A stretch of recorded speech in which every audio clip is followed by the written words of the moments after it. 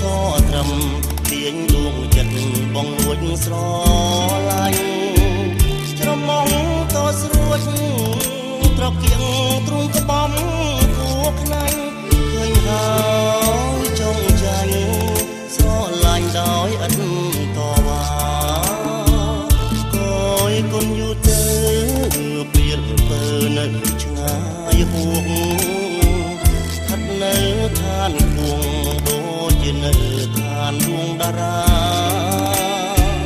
តាធ្វើមិនទៅបងនឹងមានវាសនា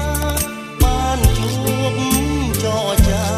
អូនតារាប្រាប់ថាបងស្នេហ៍ច័ន្ទនៅខ្ពស់សានឆ្ងាយ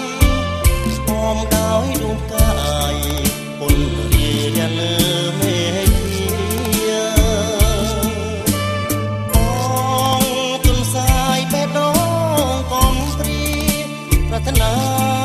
ពុំនេះព្រោះធ្លាក់ក្នុងអន់លងស្នេហ៍វងវែងស្នេហ៍អូ